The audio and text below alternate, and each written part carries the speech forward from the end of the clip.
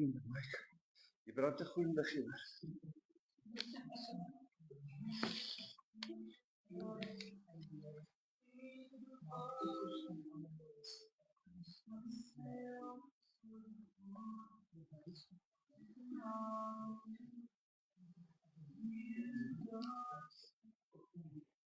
Nog net 3.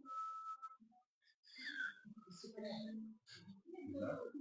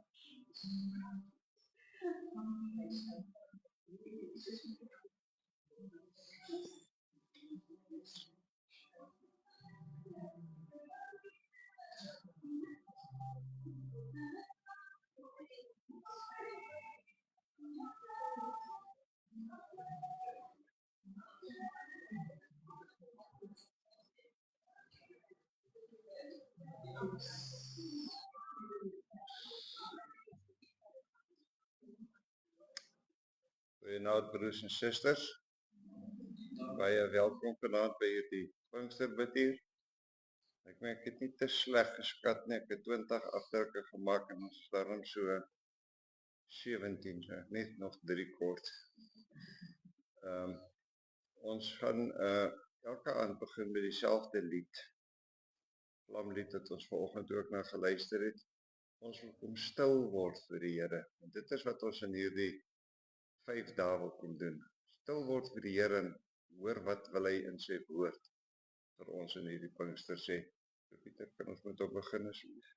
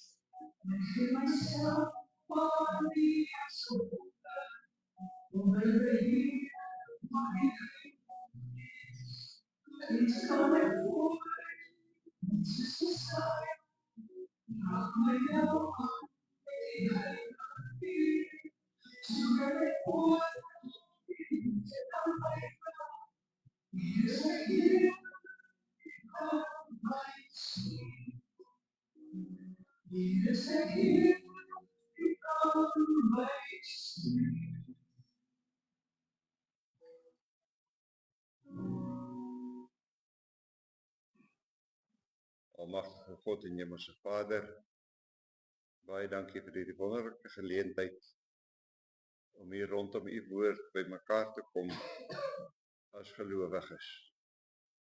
Baie dankie Here dat ons vanaand vir onsself kan kom aanbied en kan sê Here, hier is ons, stuur ons.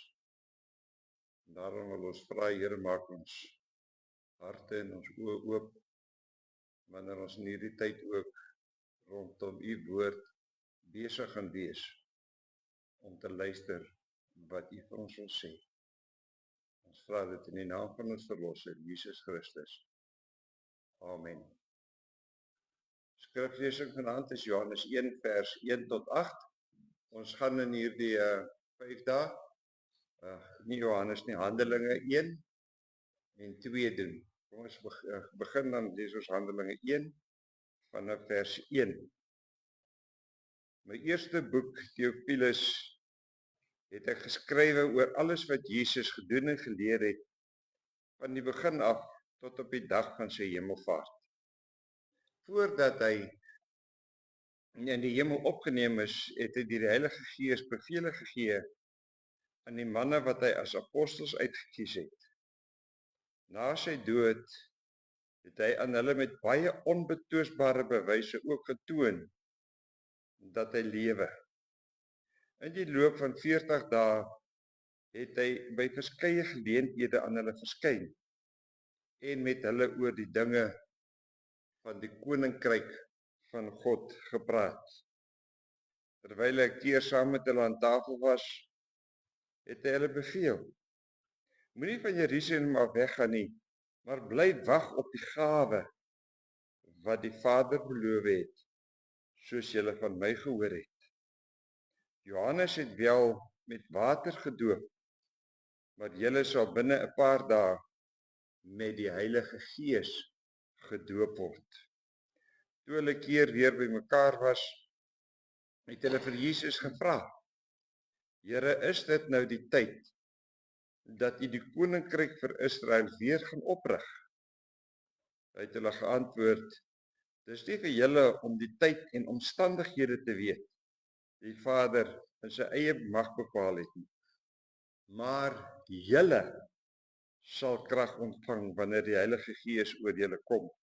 En julle sal my getuies wees in Jerusalem, sowel as in die hele Judea en in Samaria en tot in die uithoeke van die wêreld. Ons lees tot sover. Ons Pinkster gaan baie informeel wees. Ek het vir u uitdeelstukke gegee. Ons gaan nou nie elke teksvers lees en tyd gee om dit in te vul nie. U kan aantekeninge maak, maar die hele gedagte is dat u dan dit sal huis toe vat en dit weer gaan deurwerk.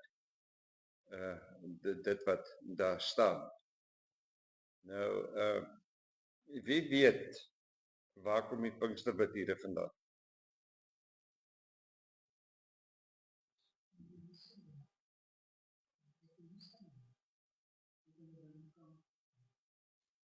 Die ouens wat dit verklaar sê dit het 'n Bybelse oorsprong en dit is toe die disippels in Jerusalem bymekaar gekom het, maar die ander oorsprong van Pinksterbidure is baie interessant. Is nie net in Suid-Afrika nie.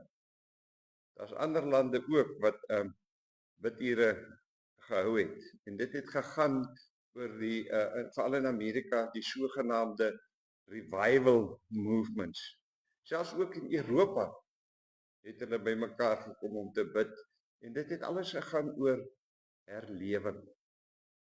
Dit is ook waar dit in Suid-Afrika begin het hier in die 1800s as toe daar bevind is dat die kerk is besig om agteruit te gaan, toe die mense besluit om in lyn met die Bybel en in lyn met dit wat oor see gebeur, dan ook die Pinkster bidure in te stel waar spesifiek gebid word vir herlewing in die kerk en herlewing onder Christene.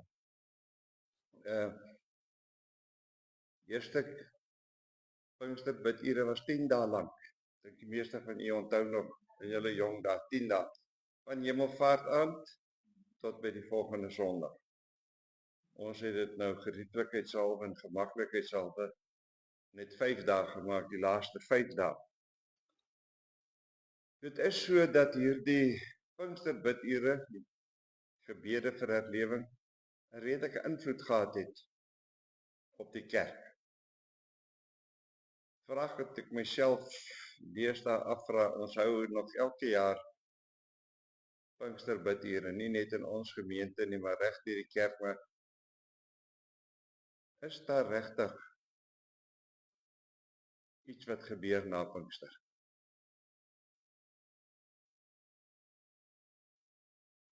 Ek los die vraag om in die lig te hang. Wat ek graag wil doen in hierdie 5 dae is dat ons bietjie gaan praat oor waar kom dit presies vandaan. Want ek dink een van die uitdagings, ek hou nie daarvan om van probleme te praat nie, is dat ons begin gewoonlik met Pinkster en Pinksterbidure so half aan die einde van die verhaal. Mense begin by die uitstorting van die Heilige Gees. En rondom dit het daar 'n hele paar kom ons noem dit misverstande ontstaan. Wat gemaak het dat die Pinksterbidure daar 2 reaksies was. Een wat ek nou reeds genoem het dat daar nie regtig reaksie was nie.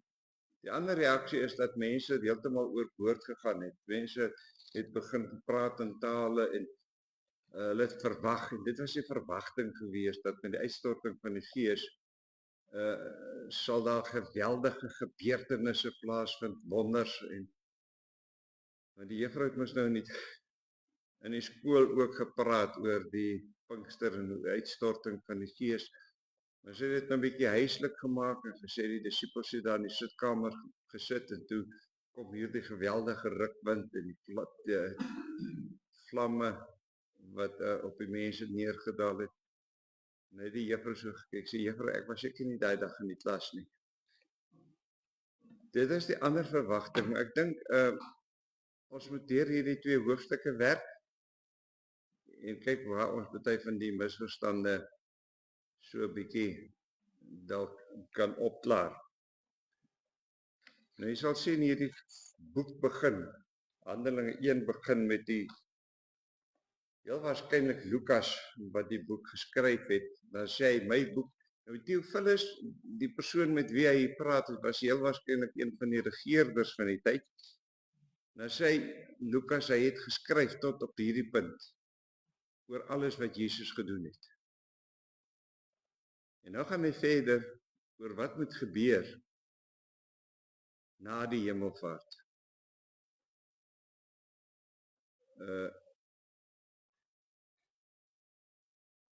As 'n mens weggaan, ek moet so rondkyk, maar ek weet nie of die regtig boere is nie. Miskien sal Orgut ook doen, want hy het ook 'n paar mense wat daar by hom werk. Nou sê weggaan en gee vir die mense spesifieke opdragte. So moet julle dinge doen. So as ons gaan kyk na hierdie verse, waaroor skryf Lukas dan nou hierdie boek? Dan in die Bybel kyk, vers 2. Hy skryf hierdie boek vir 3 dinge. Die eerste ding kry ons dan vers 2. Hy het werk uitgedeel. Dit staan daar baie duidelik. Voordat hy in die hemel opgeneem is, het hy deur die Heilige Gees bevele gegee. En baie interessant, nie aan alle mense nie. Aan die mense wat hy uitgekies het as apostels. Nie interessant, dit lyk asof of Lukas hom nou self hier in die rede val. Here gee bevele en dan skielik praat hy in vers 3 oor die bewys dat hy leef. Praat oor die opstanding. Sal nou 'n bietjie meer daaroor sê. En dan vers 5. Hy gee 'n belofte. Ek gaan nie vanaand lank daaroor praat nie, maar dis een van die plekke waar dit ook begin verkeerd verstaan is. Hoekom dink julle sal Jesus praat? Hoekom is dit vir hom baie belangrik? Onthou, hy gaan weg, hy kom nie dadelik weer terug nie, hy kom eers, ons weet nie wanneer weer terug nie, nou gaan hy weg, en nou sê hy vir die mense, dis belangrik, dat julle sal weet, ek het opgestaan uit die dood. Hoekom doen hy dit? Omdat ons geloof, die Christelike geloof, staan en val met die opstanding van Jesus. As ons nie glo in die opstanding van die Here nie, kan ons nou maar huis toe gaan. Hy sê dit in 1 Korintiërs 15 ook. As ons nie glo in die opstanding nie, dan is ons geloof verniet. So, is baie belangrik, en daarom het hy 'n hele paar plekke bewys dat hy leef. Ons skryf hier, ons lees hier in vers 3, hy het by 5 verskeie geleenthede aan hulle verskyn. Wil hy nie weer die algemene synode se uitsprake hieroor kom aanhaal en die lang storie oor praat nie, want hulle het ook nou ander interpretasie hiervan, maar dit is baie interessant dat die geskiedskrywers, bo en behalwe die Bybelskrywers, het ook geskryf van Jesus se opstanding, oor hierdie verskyning van hom aan baie mense. En dan het hy nie net aan hulle verskyn nie, hy het met hulle oor 'n baie belangrike ding gepraat. Onthou, hy is op pad na sy pa toe, om sy koningskap in besit te geneem. En dan praat hy oor sy koninkryk wat agterbly hier op aarde. Jesus het in sy bediening hier op aarde basies oor net een ding gepraat. Waaroor dink julle het Jesus gepraat? As ons gaan lees die evangelies, veral Matteus. Wat is die derde bede van die Onse Vader? Laat u koninkryk kom. Jesus het baie gepraat oor die koninkryk. Gaan lees maar Matteus, dan sien hoe baie het hy daaroor gepraat. Kom sou hy daaroor gepraat het nou, as deel van sy bevele, wat hy nou vir sy apostels gee. Hier sit hulle almal bymekaar in Jerusalem. Hulle weet nog nie van die hemelvaart nie. En nou sê hy vir hulle, onthou, my koninkryk is belangrik. Hulle sit in Jerusalem, die plek waar hy juis moes lei vir die koninkryk. Waar hy so baie gelei het, juis vir die koninkryk. En hy verwag dat hier op hierdie plek, dit dan sal, wil ek amper sê, die kerk begin. Hier moes hulle begin met 'n nuwe en 'n vars getuienis oor hom. Ek dink ons net nou as ons bid met ons vir die Here ook dankie sê vir die belofte in vers 5. Dis die laaste ding wat hy gegee het in die 3 goed waaroor hulle skryf. Nou interessant hier in vers 5 lees ons so baie interessante, wil ek amper sê, gedeelte. Johannes het wel met water gedoop, maar julle sal binne 'n paar dae met die Heilige Gees gedoop word. Onthou nou, die Heilige Gees is nog nie uitgestort op hierdie punt nie. En tog praat Lukas van die Heilige Gees. Een van die misverstande wat gebeur, al rondom Pinkster en die Pinksterbidure, is juis waar dit gaan oor die doop met die Heilige Gees. Dat mense begin het om dit te verabsoluteer. As jy nog nie met die Heilige Gees gedoop is nie, dan kan jy nog nie jouself verklaar as 'n Christen nie. Baie interessant, hierdie is die enigste plek, ek gaan miskien nog een plek, twee plekke waar gepraat word oor die doop van die Gees. En nêrens in die Bybel word ons gesê dat ons moet met die Gees gedoop word. Julle sal binne 'n paar dae met die Heilige Gees gedoop word. Wat beteken dit dan? Beteken vervulling met die Gees. Wanneer word ons vervul met die Gees? Wanneer ons Jesus Christus aanneem as ons verlosser en ons saligmaker. En dit staan 'n hele klomp keer in die Nuwe Testament, word vervul met die Gees. En ek dink dis een van die kernpunte van ons Pinksterbidure, dat ons opnuut weer, klink miskien snaaks as 'n ou nou sit, wil ek amper sê met die kern van die gelowiges in die kerk, en jy sê vir hulle moet weer tot bekering kom. En weer die Gees, en weer met die Gees vervul word. En ek dink ons kan vanaand vir die Here dankie sê vir hierdie belofte in vers 5. Ek het nou daar 3 teksverse geskryf, ek kan nie nou dat ons dit opsoek nie. Maar wat beteken dit dan as ons sê dat hierdie belofte, wat beteken hierdie belofte van die Here? 1 Korintiërs 3, dit beteken dat die Heilige Gees in ons woon. Ek dink dis 'n ding wat ons in die NG Kerk nie altyd so wil nie sê die lekker verstaan nie, maar ons nie so lekker ons aandag daaraan gee nie. So half asof ons bang is om te sê dat die Gees in ons woon. Terwyl die Here sê, as jy hom aangeneem het as jou verlosser en jou saligmaker, dan woon hy in jou. Johannes 15, wat beteken dit? Dit beteken dat hy vir ons 'n voorspraak by die Vader is. Hy praat namens ons by God, tree hy vir ons in. Hy is ons advokaat, sê die Bybel op 'n ander plek. En dan, ek dink een van die belangrikste een waar dit gaan oor die Pinksterbidure is Handelinge 1 vers 8. Dit beteken dat hy vir ons sy krag gegee het. Word gedoop met die Heilige Gees en dan skielik kom die disippels met 'n ander vraag. Amper sê tipies menslik. Hier gee die Here vir hulle alles eintlik wat hulle nodig het. Sy Heilige Gees, hy doop hulle met die Gees, hy gee hulle beveel. En nou skielik kom vra hulle, gaan u die koninkryk weer oprig? Vir hulle het dit nog steeds gegaan oor 'n aardse koninkryk. Die heerskappy wat die Romeine en die Grieke oor hulle gehad het, sal dan verdwyn, en daar sal 'n aardse koning wees wat heers. En dan antwoord die Here en hy stel hierdie saak reg. Hy sê, hulle vra, Here, is dit nou die tyd dat u die koninkryk vir Jesus van Israel weer gaan oprig? Net wel, Jesus het gepraat van sy koninkryk, en nou kom die disippels skielik en hulle praat van Israel se koninkryk.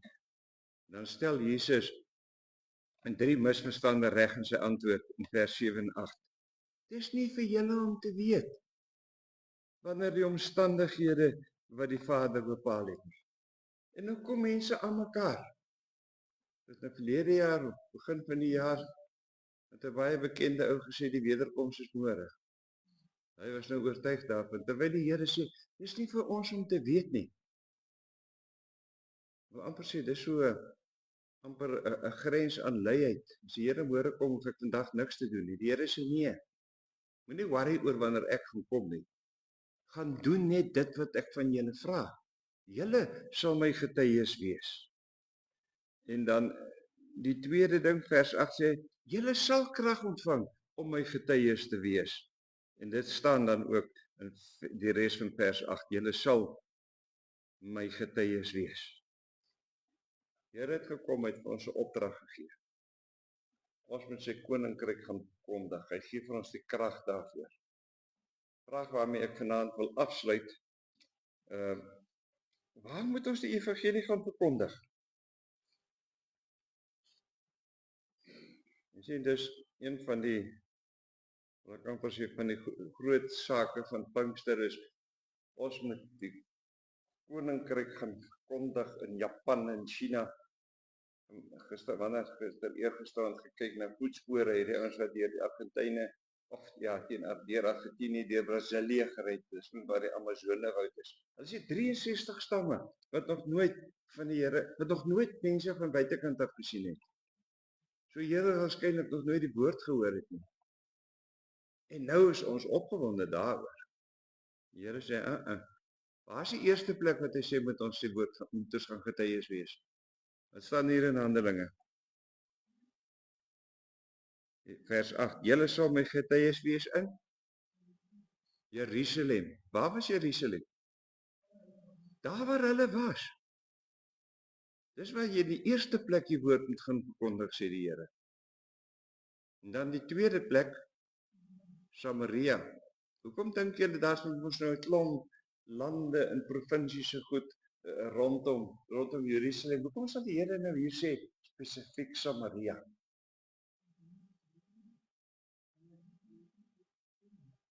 Hulle sê hulle het nie God geken nie, maar daar word gepraat van die gemengde bevolking. Die Samaritane is beskou die Jode het hulle ook honde genoem. En die evangelie was nie vir hulle beskore nie, so jy gaan kondig nie die evangelie aan hulle nie. Ons het dalk ook ons voorboude aan wie ons die evangelie wil gaan verkondig. Nie Jode. En dan sê nog Peter Jakob, die laaste vers sê, aan die uithoeke van die wêreld, daar in die Amazone wat daar 63 stamme, daar moet ons ook dit gaan kom, maar dit begin hier by jou eie plek. Waar is dit die moeilikste om te getuig?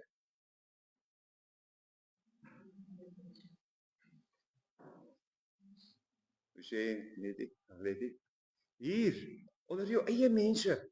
Ek wil amper sê binne jou eie gesin. By jou buurman. Die Here sê dis waar jy moet begin.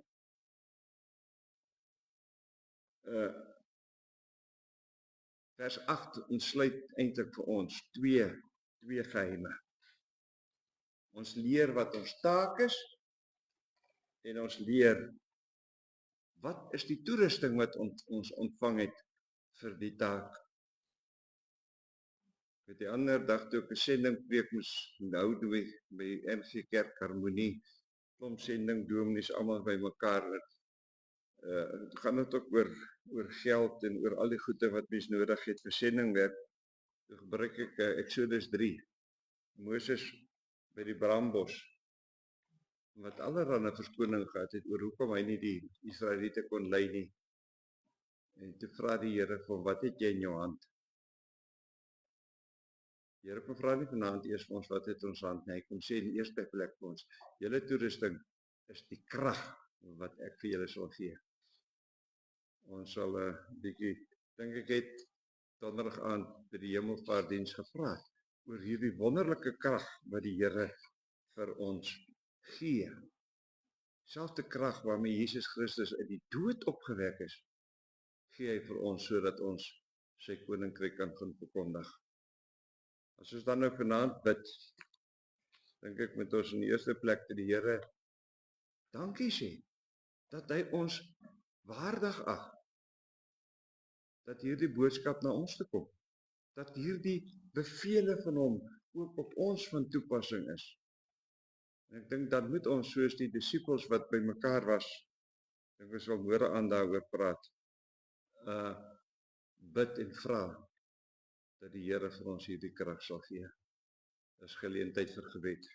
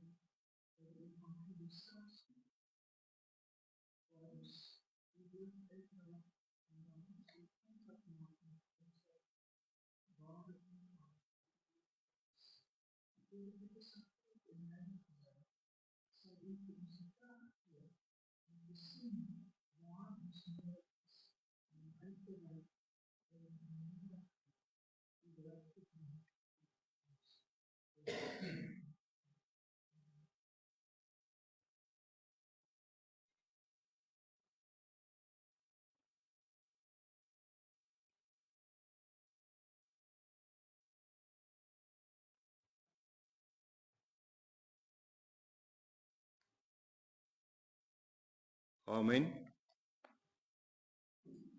Soos wat ons begin het, ons wil kom stil word vir die Here. Ons wil kom stil word vir die Here om te hoor wat hy wil sê en dan te gaan doen wat hy van ons vra. Daarom sluit ons af met gaan dan heen.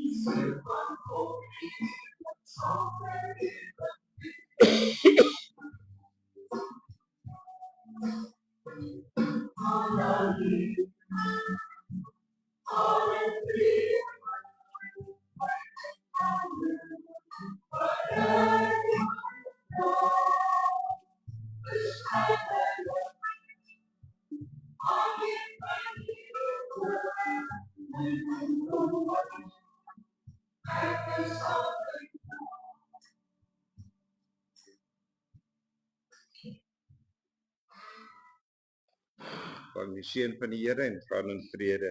Die genade van die Here Jesus Christus en die liefde van God en die gemeenskap van die Heilige Gees sal by julle almal wees. Amen.